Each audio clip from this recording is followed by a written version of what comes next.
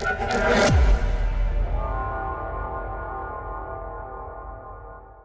नमस्कार। आज हम स्टार्ट करेंगे थर्ड लेसन जो कि ज्योग्राफी का है। ज्योग्राफी का थर्ड लेसन करेंगे जो कि 8th क्लास की एनसीईआरटी चली हुई है। एनसीईआरटी की जो सीरीज चली हुई है जो कि हम 6 टू लेकर 12 तक सारी कंप्लीट करेंगे। जो कि है लेसन है कृषि के बारे में। कृषि के बारे में बताया है कि कृषि किस किस प्रकार की होती है और फिर कृषि किस तरह का क्रियाकलाप है। जैसे इकोनॉमिक्स की नज़र से हम देखा जाए कि जैसे कुछ एक प्राइमरी होते हैं, सेकेंडरी होते हैं, टर्सरी होते हैं, क्वार्टरी होते हैं, तो क्विनरी होते हैं। तो जैसे 5 तरह के क्रियाकलापों की बात की जाती है। तो कृषि को क्या माना जाता है? एक प्राथमिक क्रियाकलाप माना जाता है, मतलब एक प्राइमरी प्राइमरी एक्टिविटी माना जाती है, जिसमें क्या है फसल, फल, सब्जियां, फूलों को उगाना और इसमें पशुधन पालना भी इसमें शामिल है। फिर कई बार पूछ लिया जाता है कि जो कृषि जो वर्ड है, जो एग्रीकल्चर वर्ड है वो कौन सी भाषा का वर्ड है? तो ये एक लेटिन भाषा का वर्ड है। लैटिन भाषा का वर्ड है जिसका मतलब होता है एगर या एग्री, जिसका अर्थ मतलब मृदा या कल्चर का, जिसका मतलब रहता है मृदा या फिर कल्चर या सभ्यता, जिसको हम कह सकते हैं, ये इसका मतलब रहता है। फिर जैसे ये 3-4 तरह की चीजें हमने सुन रखी होंगी कि एग्रीकल्चर क्या होता है। अभी जो बताया कि मृदा की जुताई, फसलों को उगाना, पशुपालन का विज्ञान की कला है, जो उसको क्या कहा जाता है? कृषि कहा जाता है।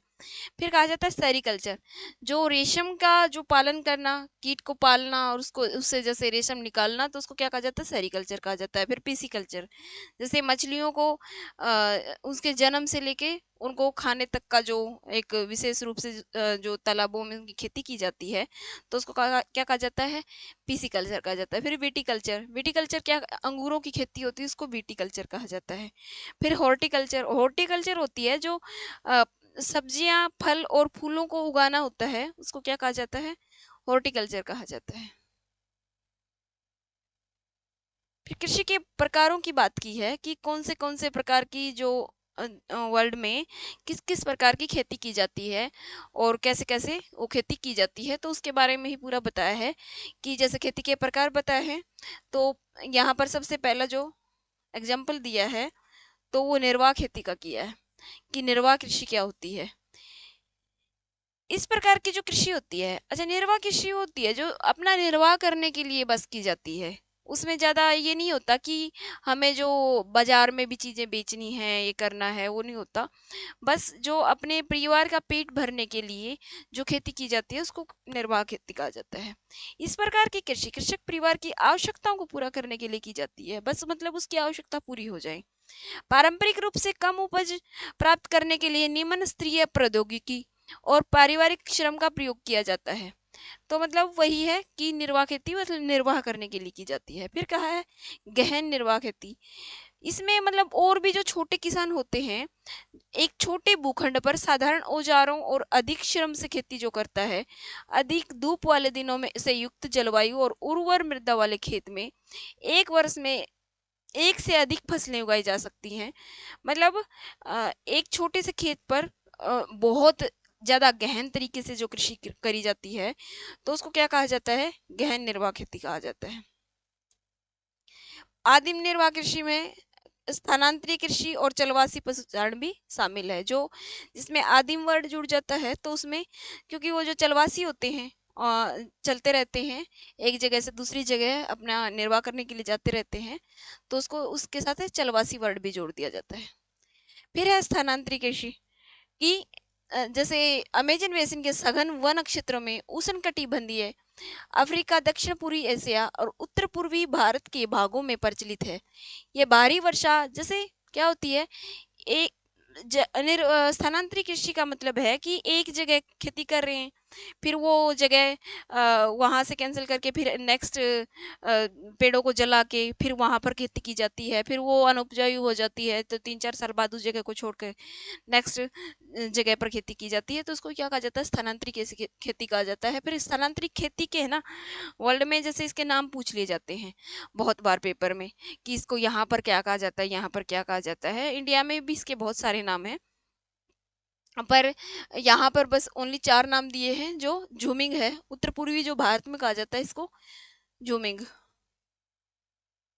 झूमिंग कहा जाता है। फिर मिल्पा मैक्सिको में कहा जाता है, रोका ब्राजील में कहा जाता है, लदांग मलेशिया में कहा जाता है। फिर वही बताया, ये जो इसको कृतन या दहन खेती कहा जाता है, जो ये है स्थानांतरित कृषि है, क्योंकि एक जगह है, कृतन मतलब वो जलाकर वहां से जला दिया, फिर नेक्स्ट जगह पर 3-4 साल वहां खेती की, फिर नेक्स्ट जगह पर चले गए, फिर वहां से जला दिया, फिर वहां और खेती की।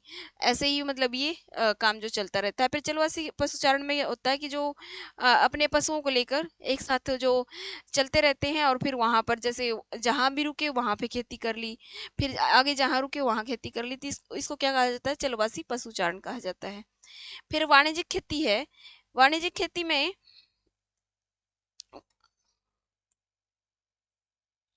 सॉरी,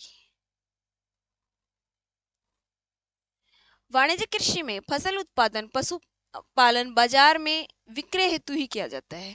मतलब नाम से ही कि उसको बस फाइनेंस लेने के लिए जो खेती की जाती है, विक्रय हेतु ही जो खेती की जाती है, उसको क्या कहा जाता है, वाणिज्यिक खेती कहा जाता है। इसमें विस्तृत कृषि क्षेत्र और अधिक पूंजी का उपयोग किया जाता है, अधिकांश कार्य मशीनों के द्वारा किए जाते हैं। वाणिज्यिक कृषि में वाणिज्यिक अनाज कृषि, मिश्रित कृषि और रोपण कृषि शामिल है। रोपण कृषि में जैसे किस किया जाएगी, टी, कॉफी, कॉफी की जो खेती है वो आ जाएगी। इसमें वाणिज्यिक खेती से उगाई जाए, गेहूं और मक्का रासायनिक रूप से उगाई जाने वाली फसलें हैं, जो सामान्य रूप से जो उगाई जाती हैं वो फसलें हैं इसमें, क्योंकि ये भी जैसे बेचने के उद्देश्य से ही ये खेती की जाती है। फिर है मिश्रित खेती में भूमि का उपयोग भोजन व चारे की फसल का उपयोग जैसे पशुधन के लिए करते हैं, मतलब पशुओं को भी पैरेलली रखना अपने साथ, तो उसको क्या कहा जाता है, मिश्रित खेती कहा जाता है। फिर ये रोपण कृषि के बारे में बता रखा है, जो मैंने अभी बताया था कि अ, जो टी और वो जो जैसे रबड़ है, कहवा है, काजू है, केला है, ये कौन सी चाय है, ये कौन सी है, वाणिज्यिक खेती है, उसके बारे में बताया है। फिर इसमें जैसे कुछ एक फसलों के बारे में ऐसे बताया है कि ये फसलें होती हैं, ये कौन सी मिट्टी में होती हैं। मैं इन फसलों में बस इतना ही बताऊंगी कि ये रबी की फसल है या ये खरीफ की फसल है, और ये कौन सी मृदा में उपजाऊ होती है, तो इतना ही बताऊंगी। जैसे आप सबसे पहले इसने जिक्र किया है कि चावल के बारे में।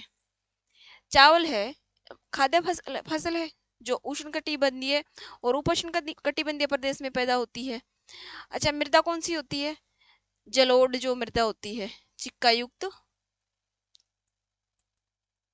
और इसको क्या है, सर्दियों में बोया जाता है, तो इसको क्या है ये रबी की फसल है। सॉरी, रूबी नहीं, रबी,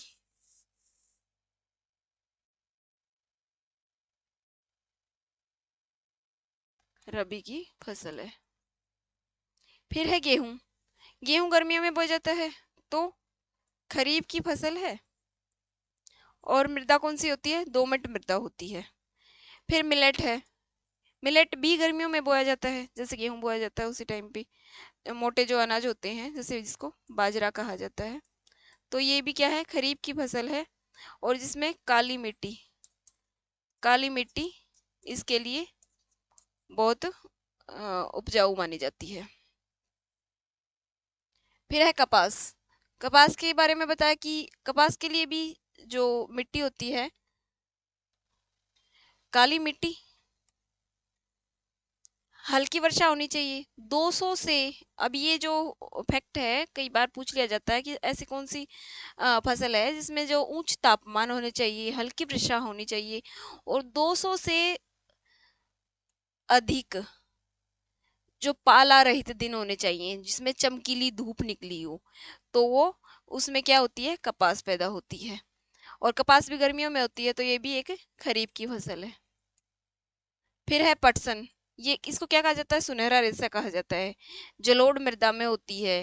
आर्द्र और वर्षा भारी वर्षा और आर्द्र जलवायु की आवश्यकता होती है। यह फसल उष्णकटिबंधीय प्रदेशों में उगाई जाती है, जैसे भारत और बांग्लादेश पटसन के उत्पादन में अग्रणीय माने जाते हैं। अच्छा, कॉफी है फिर। कॉफी गर्म और आर्द्र जलवायु होनी चाहिए।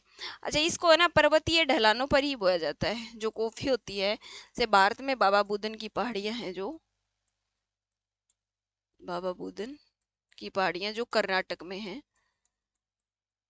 यहाँ से खेती की स्टार्टिंग मानी जाती है, कि यहाँ पर सबसे पहले कॉफी की खेती की थी।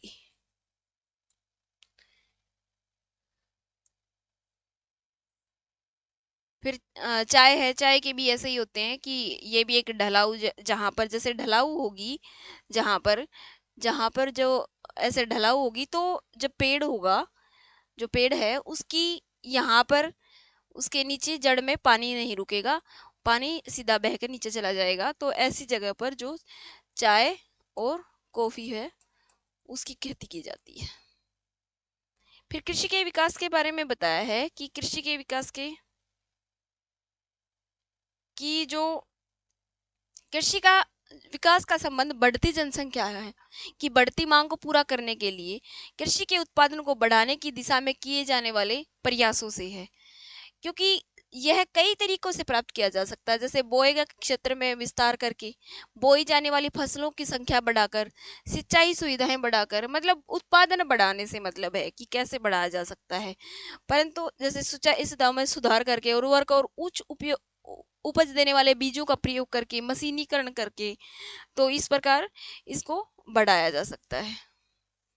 फिर इसमें जैसे भारत और जो यूएस के एक फार्म है, उसमें क्या फ़र्क होता है, जो उसके साइज़ में क्या फ़र्क होता है, कि भारत में बहुत छोटे साइज़ के होते हैं, और जैसे यूएस के फार्म की हम बात बताई कि 250 हेक्टेयर का एक फार्म होता है। तो उसके डिफरेंस के बारे में ही बताया है। इस लेसन में बस इतना ही बताया है। जय हिंद, थैंक्स फॉर वॉचिंग।